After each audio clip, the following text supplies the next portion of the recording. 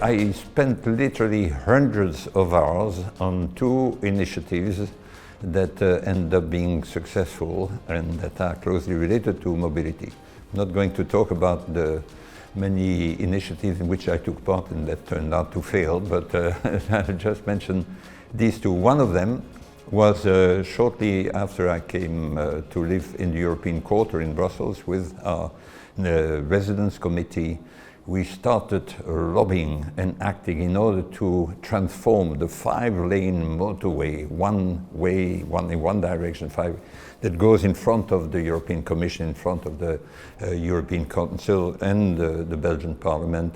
We wanted to turn that into a far narrower lane for cars, a boulevard for cars, and then to expand these sidewalks and to create two cycle paths. This was of great importance, not only symbolic because of where it was, but also pragmatic because it's a bridge. And so, thanks to some luck, some perseverance, some cleverness, some tricks, we managed to get it, and during, that was in 2003, people had said that's utopian, will never happen, the people, the commuters need that, and so, but it happened. And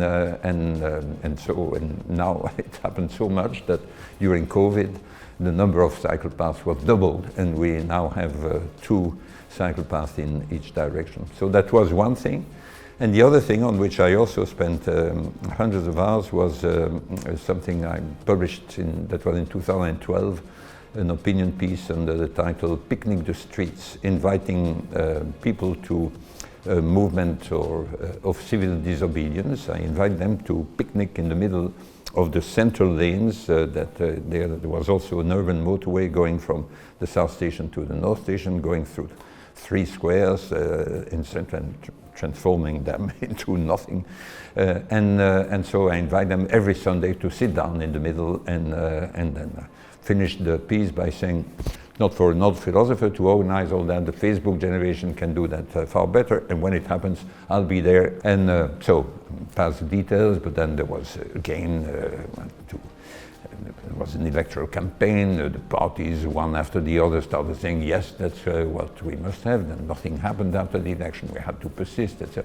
And in the end, we have it. And so if you walk on the Place de la Bourse in the center, and so it's been transformed, it's been a lot of lobbying, a lot of persistence with a group of young people supporting it, and some courage on the part of the people in power, and then we have it. And it's just unimaginable that we would ever return to the previous situation. So there is a nice long pedestrian area where you can go for a passeggiata, like in good old Italian cities.